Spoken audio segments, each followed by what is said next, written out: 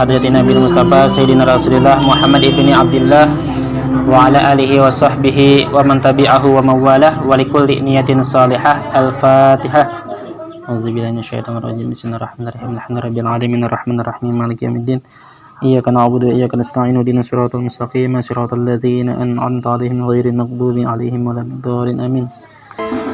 Bismillah, alhamdulillah, wassalatu wassalamu ala Rasulillah. La haula wa la quwwata illa billah.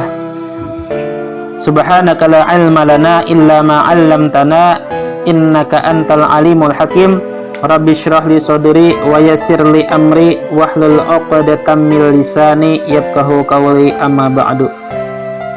Alhamdulillah, segala puji bagi Allah. Pada sore hari ini kita masih diberikan kesempatan oleh Allah Subhanahu wa taala untuk kembali berhadir di rumah yang insya Allah penuh berkah ini. Dan dari sekian banyak orang yang beraktivitas pada sore hari ini, ternyata bubuhan pian yang dipilih oleh Allah Subhanahu wa taala, yang diringankan langkahnya, yang dilembutkan hatinya, sehingga bisa kembali berhadir di rumah ini dan bisa kembali mengulang pelajaran kita setiap minggu. Mudah-mudahan kada bulik, kada pulang kita daripada tempat ini, melainkan dosa-dosa kita diampuni oleh Allah Subhanahu wa taala dan segala penyakit kita disembuhkan oleh Allah Subhanahu wa taala. Dan yang mana rezekinya sempit itu diluaskan oleh Allah Subhanahu wa taala. Ahibbal kiram rahimakumullah. Sebelumnya kita sudah mempelajari salat sunat yang disunatkan berjamaah dan salat sunat yang tidak disunatkan berjamaah. Kemudian pada kesempatan kali ini kita akan mempelajari, mengkaji yang tentang berurusan dengan jenazah. Maka ini lebih wajib lagi kita belajar, karena sebagian orang pasti menemui keluarga kita yang meninggal. Nah, kita harus tahu, jangan semuanya kita serahkan kepada yang memandikan, kita serahkan kepada yang menguburkan. Ada detail-detail yang harus kita itu yang melakukan. Mun orang nggak tahu, harus kita. Kalau musannif rahimahullah wa nafa'ana bi ulumihi fid daraini, amin. Hal yang bergantungan dengan mayit. Apabila seseorang muslim mati, meninggal dunia tapi bukan mati syahid, maka fardu kifayah hukumnya atas orang yang hidup yang mengetahui kematiannya 4 perkara. Yang pertama memandikannya, yang kedua membungkusnya, yang ketiga menyembahyangkannya, yang keempat menanamnya. Nah, cuman sebelum kita lebih jauh masuk membahas tentang mempersiapkan orang yang meninggal dunia, mempersiapkan jenazah yang meninggal dunia, maka terlebih dahulu kita akan membahas kesiapan kita seorang, kesiapan diri kita seorang menghadapi kematian. Maka oleh para ulama dijelaskan ada 8 tahapan bagi seseorang yang menghadapi kematian. Yang pertama, sakaratul maut.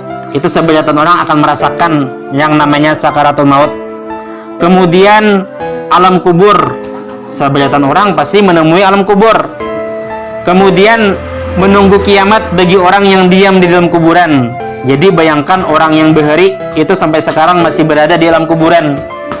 Nah, kemudian yang ketiga, tahapan yang ketiga bagi orang yang menghadapi kematian apa? Berada di padang mahsyar.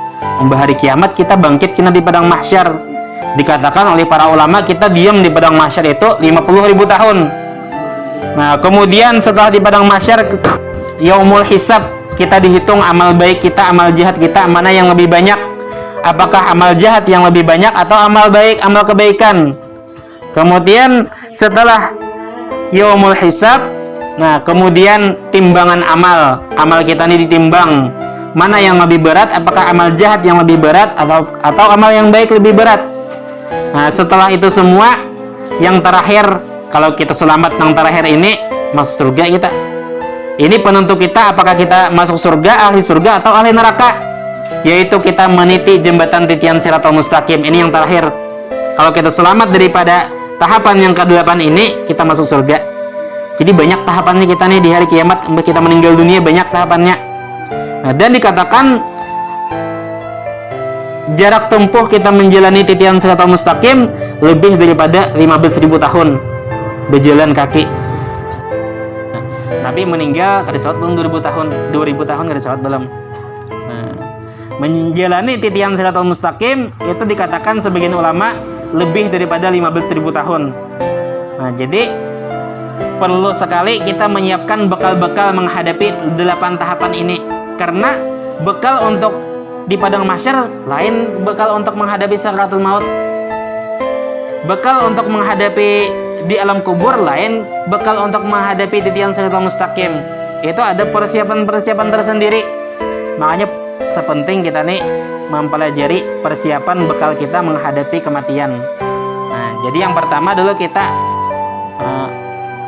tahapan yang pertama yaitu sakaratul maut. Apakah kita nih mati sebagai husnul khatimah atau mati su'ul khatimah? Lapahai. Makanya dikatakan oleh Rasulullah SAW menjelaskan ketika kita meninggal dunia, dikubur kita, kemudian kita bangun, ternyata hidup di dunia itu bagaikan mimpi yang sebentar. Ternyata kehidupan sesudah kematian itu lawasnya kada kawan dibayangkan. Nah, makanya tahapan yang pertama itu sakaratul maut. Apakah kita mati beriman, apakah kita husnul khatimah atau su'ul khatimah? Bahkan para wali pun kada ada jaminan menjadi penghuni surga. Dikisahkan Nabi Bal'am bin Ba'ura, seorang wali Allah, nang murid-murid sidin itu terabang beritaan. Ternyata ketika meninggal dunia matinya kada beriman, seorang wali Allah, kada ada jaminan kita nih mati husnul khatimah. Nah, jadi apa persiapan kita menghadapi kematian? Karena kan kematian ini ketika kita hendak meninggal dunia, ketika kita sakaratul maut, maka iblis itu berusaha sekuat tenaga hendak mengolah kita supaya kada beriman lagi. Diceritakan kan iblis ketika kita meninggal dunia, kau merubah wujud menjadi orang yang kita cintai. Pas kita sakaratul maut, timbul iblis menyerupai wajah mama kita, wajah abah kita. Ujar iblis, wahai anakku, ternyata agama Islam itu kada bujur. Ternyata agama yang bujur itu adalah agama Nasrani. Nah, amunnya kita ubah hati kita, timbul-timbul ubah, maka kita mati kada beriman. Bahkan iblis kawa menyerupai guru kita mengidolakan seorang wali Allah. Ternyata iblis kawa menyerupai berubah seorang menjadi wali. Ujar guru kita, wahai muridku, ternyata agama Islam itu salah, aku masuk neraka. Ternyata agama yang bujur itu agama Yahudi. Kalau hati kita ubah di situ, maka kita meninggal su'ul khatimah, mati kada beriman, kekal di neraka. Nah, makanya kan dikisahkan seorang Ahmad bin Hambal, sidini murid daripada Imam Syafi'i, dan sidini hafal 1 juta hadis daripada Rasulullah Sallallahu Alaihi Wasallam.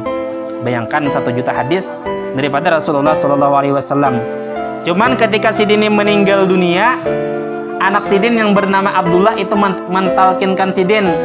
Wajar anak sidin, qul la ilaha illallah, wahai ayahku katakanlah kalimat la ilaha illallah. Ternyata Imam Ahmad bin Hambal menjawab la kada jersidin. Padahal ini Imam Ahmad bin Hambal, seorang yang memimpin, seorang yang jadi imam daripada mazhab Hambali. Ternyata ketika hendak meninggal dunia, itu ketika ditalkinkan la ilaha illallah, ternyata menjawab la ya kada. Jadi takajud anak sidin nih.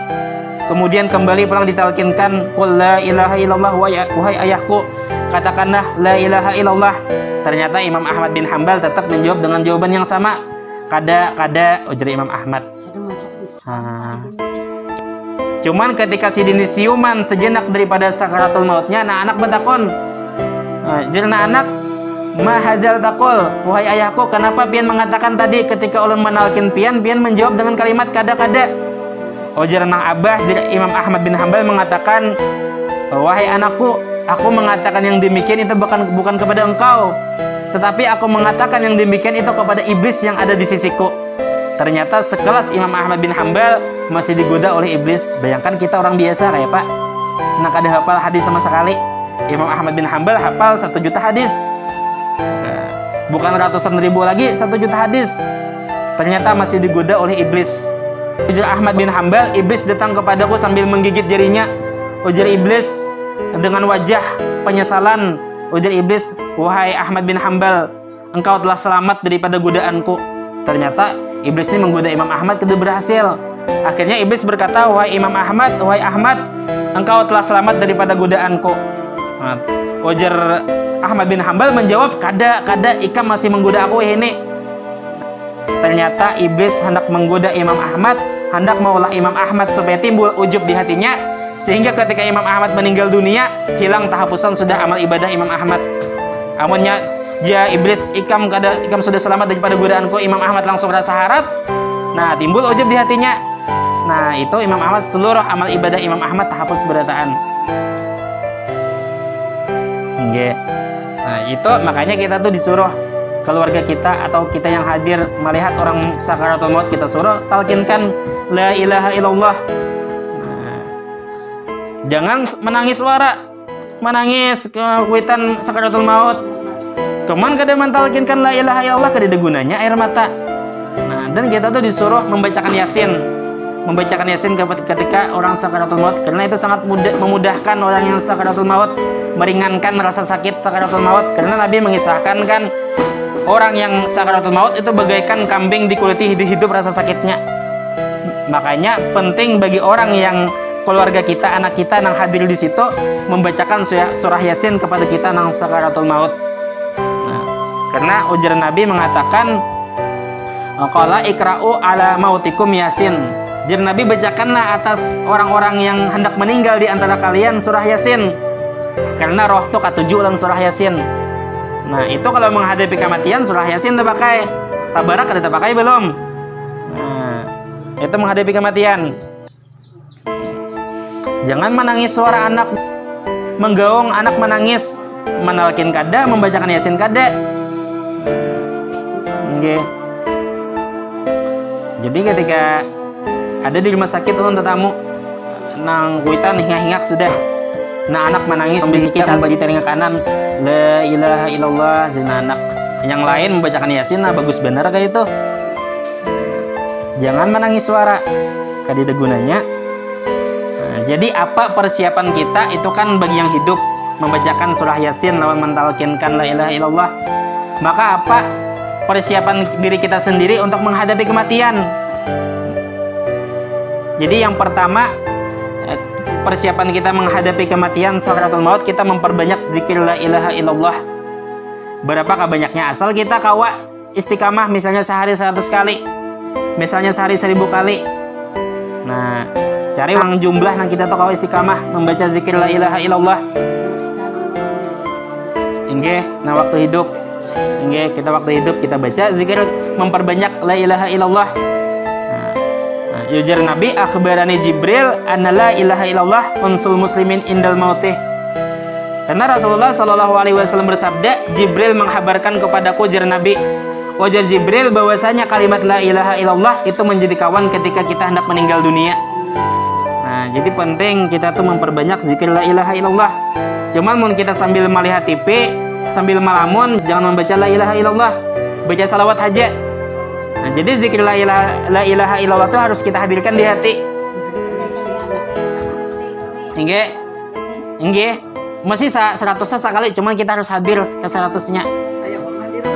Nah, la ilaha illallah di hati kita tiada Tuhan kecuali Allah. Nah, nggih. Cuman ujar guru ulun, jangan kita zikir la ilaha illallah itu artinya tiada Tuhan selain Allah terus. Jadi kita ganti, karena makna la ilaha illallah itu luas. Jadi kita ganti la ilaha illallah, artinya apa? La fa'ila illallah, tidak ada yang memperbuat kecuali Allah. Jadi kita mengamalkan setiap hari 100 kali, kita resapi, ditampar orang, kita dihina orang, kada daya sarik. Ini perbuatan Allah. Ini kiranya sampai. Lain kada beribadah sama sekali.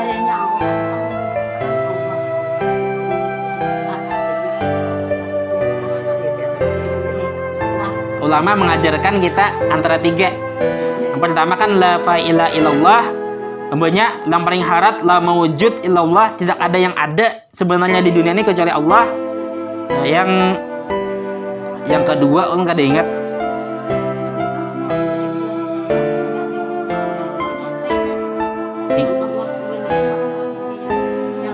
Ingat Allah aja.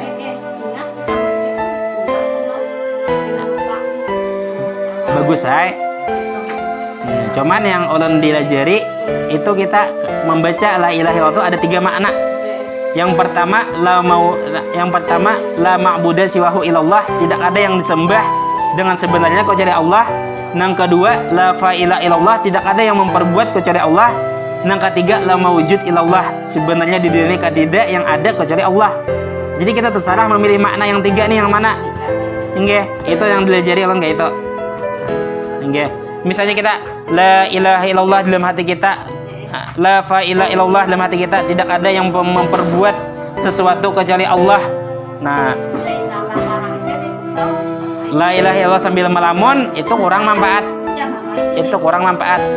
Lebih baik kita membaca salawat. Artinya salawat itu walaupun kita riya, walaupun kita melamun, dapat pahala salawat.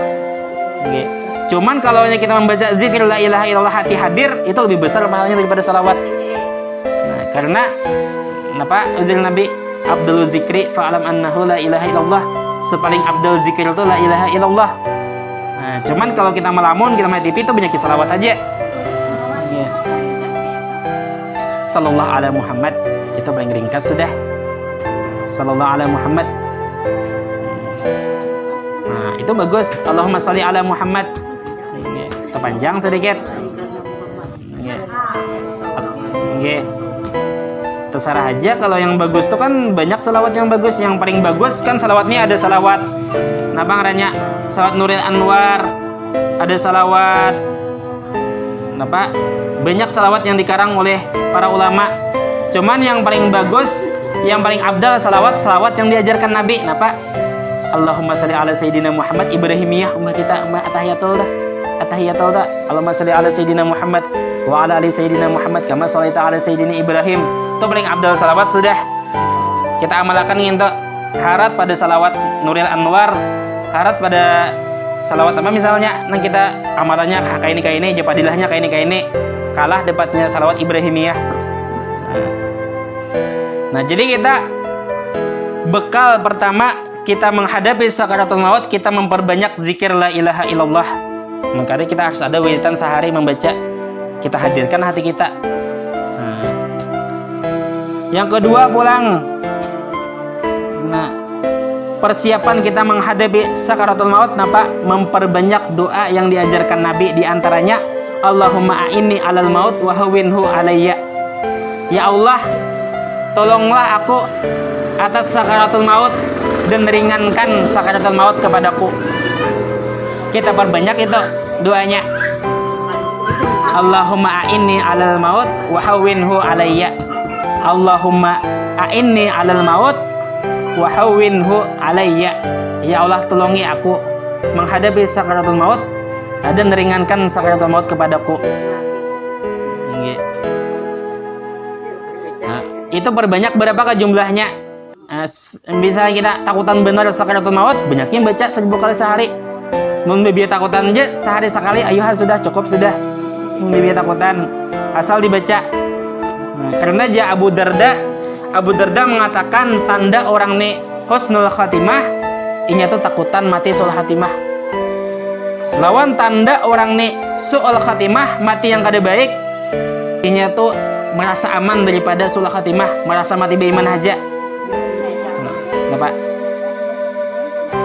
sampai yang bagus, pian naik pian baca bagus juga. Nah nyaman kan sampai yang amalan-amalan nih. Nah, jadi Abu Darda salah satu tanda orang tuh mati husnul khatimah, ini tuh rasa takutan pancang mati ini su'ul khatimah. Nah, dan tanda orang nih mati su'ul khatimah, mati kada baik, tandanya apa? Ini tuh merasa aman daripada su'ul khatimah. Nah, tanda kita khawatir bahwa kita nih mati su'ul khatimah, kita mengamalkan doa-doa yang diajarkan Nabi.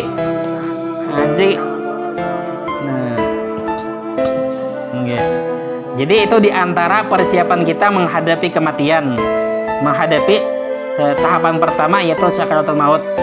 Di alam kubur lain lagi pulang amalannya. Nah, cuman itu minggu kain aja. Okay.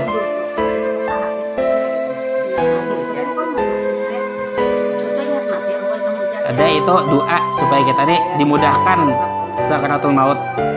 Okay.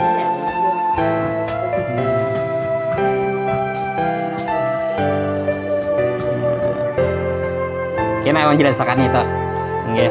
Kita lanjutkan yang ada adalah.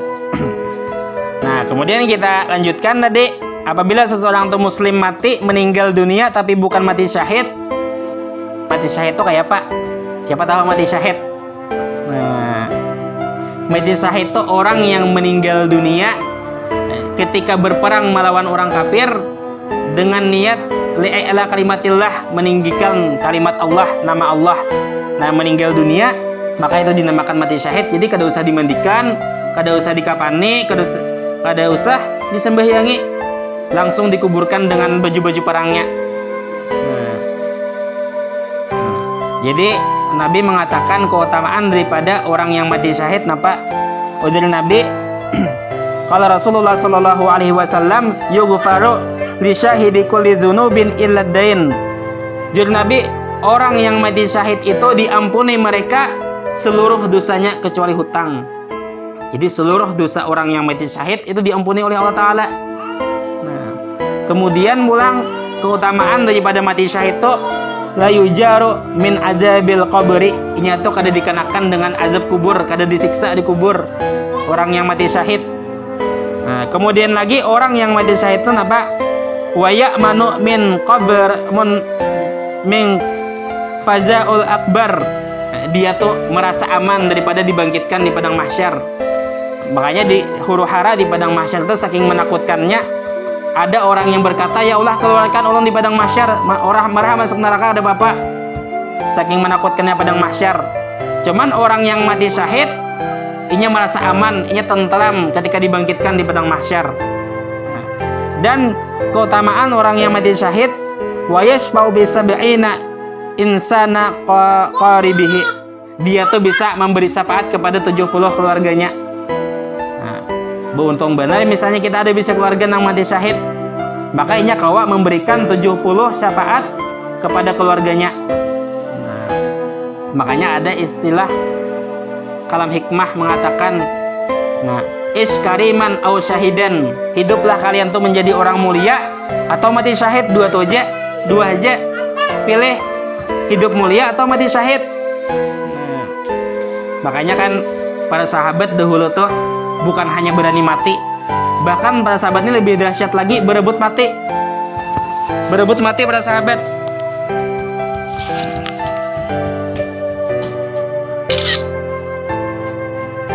Nah, kita singkatnya nah, kayaknya kisah sahabat dulu. Nah, jadi Siti Aisyah radhiyallahu anha bertanya kepada Rasulullah, wahai Rasulullah aja, apakah orang yang meninggal di atas tilam, di atas ranjang, ketikanya di akhirat bisa digolongkan dengan orang yang mati syahid? Rasulullah SAW menjawab, bisa jadi Nabi. Orangnya mati di atas ranjang, cuman digolongkan dengan orang yang mati syahid. Nah, kayak apa ujar Siti Aisyah? Nah, maka jadi Nabi mengatakan, yaitu orang yang mengingat mati paling kurang 20 kali dalam sehari. Nah, misalnya orang tuh kalau mengingat mati paling kurang 20 kali sehari, maka ketikanya meninggal dunia, makanya digolongkan dengan orang yang mati syahid. Makanya bagus kita mengingat kematian. Nah, kita ini termasuk mengingat kematian, membaca anak kayak ini. Nah, di hadis lain lagi Rasulullah SAW bersabda, wajah Nabi, barang siapa yang membaca Allahumma barik li fil maut wa fima ba'dal maut dalam sehari 25 kali, maka ianya ketika meninggal dunia itu digolongkan dengan orang yang mati syahid. Mengkawa ma'amalakan Allahumma barik li fil maut wa fima ba'dal maut sehari 25 kali, maka ketika ia meninggal dunia digolongkan dengan orang yang mati syahid. Nah, maka kalau orang ini meninggal dunia mati syahid, kawa memberikan 70 anggota keluarganya memberi syafaat di hari kiamat. Sahabat bertanya kepada Rasulullah, wajah sahabat, ketika itu Rasulullah ini lagi nongkrong lawan para sahabat bapandiran. Jadi Nabi itu ketujuh bapandiran sahabat ini nabak kumpulan. Wajar Nabi bertakun kepada sahabat, tahukah kalian apa yang namanya itu mati syahid? Sahabat ada yang menjawab, mati syahid itu orang yang mati berperang membela agama Allah. Ujar Nabi, amunnya kaya itu ngarannya mati syahid, sedikit benar umatku yang mati syahid. Nah, sekalinya orang yang mati syahid itu banyak. Nah, yang pertama Rasulullah SAW bersabda daripada Abu Hurairah radhiyallahu anhu, kalau Rasulullah SAW, asyuhada'u khamsatun. Ujar Nabi, orang yang mati syahid itu ada 5. Yang pertama al-mat'un, orang yang karena penyakit wabah. Nah, mudahan orang yang karena corona ini mati syahid. Nggih. Cuman ada yang mengatakan jo corona lain wabah aja lain, ada tahu juga. Yang kedua, wal mabtun, orang yang meninggal sakit parut. Orang yang meninggal sakit parut itu mati syahid. Jadi kita sangka baik yang meninggal sakit parut. Nah, itu mati syahid. Orangnya diampuni oleh Allah Ta'ala, dosanya sabadatang diampuni oleh Allah Ta'ala. Kawa memberi syafaat kepada 70 keluarganya. Ada keluarga kita yang meninggal sakit parut, beruntung benar kita. Mudahan kita dapat syafaat dibantuinya. Mudah-mudahan kita juga digolongkan orang yang mati syahid.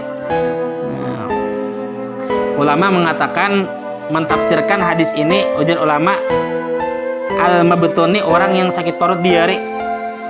Cuman ada juga ulama mengatakan yang dimaksud dengan mabtun itu apa? Orang yang memiliki penyakit dalam, sakit jantung. Nah, meninggal karena sakit di hatinya, ada kanker hati, misalnya apa, gagal ginjal. Nah, itu sebagian ulama mengatakan itu meninggal itu termasuk orang yang mati syahid. Kemudian wal arik, orang yang mati lamas, tenggelam karena tsunami. Nah, itu mati syahid. Orang mati syahid itu apa ajaran Nabi? Inya tuh merasa inya tuh aman daripada di padang mahsyar kayaknya. Orang kepanasan, inya nyaman di padang mahsyar. Nah, orang yang mati syahid dikubur nyaman kada disiksa. Mati syahid. Nah, kemudian ujar Nabi wasahibal hadmi, orang yang tertimpa reruntuhan. Sama orang yang mati ketabrak kendaraan kecelakaan. Nah, itu sama digolongkan orang yang mati syahid. Atau terjatuh dari tempat yang tinggi, itu mati syahid. Tertimpa reruntuhan. Kemudian wasyahidu fi sabilillah. Nah, ini orang yang mati syahid, mati jihad fi sabilillah. Itu pon. Nah, orang yang bibinian yang meninggal ketika melahirkan, beranak atau hamil itu mati syahid juga. Nah, mati syahid. Kemudian ada tambahan lagi, itu Nabi mengatakan 5, cuman di hadis lain Nabi banyak mengatakan lagi. Nah, di antaranya orang yang terbunuh ketika membela hartanya. Ada perampok, kita pertahankan harta kita sehingga kita dibunuh, mati syahid. Banyak mati syahid nih. Orang yang meninggal dalam menuntut ilmu, anak kita sekolahkan ke pesantren Gering, meninggal. Nah, itu mati syahid. Aku jadi hendak menyalurkan anakku ke pesantren, jadi sekolahkan ke pesantren Gering terus aja. Hampir hal sekolah pesantren, cakap didam mati syahid wara anak. Nggih. Hampir sekolah pesantren siger sekalinya. Nggih dustainya wara. Nggih. Jangan percaya pian menyekolahkan anak ke pesantren Gering ya. Itu Pak, pengalaman ulun pribadi, itu akal-akalan sampai kau bulik. Nggih. Coba kan ambil pesigar di rumah kau cek HP. Nggih. Atau kita misalnya bulik daripada tempat ini, nah mudahan kita panjang umur lah. Mati bakajut kita, mati takajut. Nah, mati syahid pulang daripada menuntut ilmu. Atau kita hendak menuju tempat untuk menuntut ilmu, kecelakaan di tengah jalan, mati syahid. Banyak pulang orang yang mati syahid itu apa? Orang yang meninggal dalam keadaan wudhu. Makanya kalau sudah tua tuh bagus kita mengakali wudhu. Nah, kalau meninggal dunia mati syahid kita dalam keadaan wudhu. Okay. Kemudian orang yang digolongkan mati syahid lagi apa? Orang yang mati mendadak. Nah, mati syahid sekalinya orang mati mendadak. Mati mendadak. Nah, kemudian orang yang mati terbakar. Orang yang mati keracunan. Nah, mati syahid. Orang yang mati karena kelaparan dan kehausan. Nah, mati syahid. Soalnya kenapa? Orang yang kebakaran, orang yang keracunan, orang yang mati karena kelaparan itu sakitnya luar biasa, kayaknya lawas menahan sakitnya hanya meninggal. Lawas penderitaannya hanya meninggal dunia. Nah, kemudian orang yang mati dimakan binatang buas, tunggal ikitan, nya mama igut-igut. Nah, itu mati syahid. Jadi banyak sekalinya mati syahid nih. Makanya kita banyaki beranak. Banyaki beranak. Kalau kok ada anak nang mati syahid, selamat kita di akhirat dibantuinya. Kalau kau inya kau membantu kita. di akhirat. Jadi kita dulu Al-Fatihah. Auzubillahi minasyaitonirrajim. Bismillahirrahmanirrahim. Alhamdulillahirabbil alamin arrahmanirrahim maliki yaumiddin. Iyyaka na'budu wa iyyaka nasta'in ihdinas siratal mustaqim siratal ladzina an'amta 'alaihim ghairil maghdubi 'alaihim waladdallin. Amin. Bismillahirrahmanirrahim. Alhamdulillah wassalatu wassalamu ala Rasulillah. Allahumma faqihna fid din. Allahumma faqihna fid din. Allahumma faqihna fid din waj'alna min ibadika salihin wa min awliyaikal muttaqin birahmatika ya arhamar rahimin. Rabbana atina fid dunya hasanah wa fil akhirati hasanah wa qina adzabannar. Wa sallallahu ala sayyidina Muhammadin wa ala alihi wa sahbihi ajma'in. Alhamdulillahi rabbil alamin. Taqabbalallahu minkum. Na wa minkum taqabbal ya karim.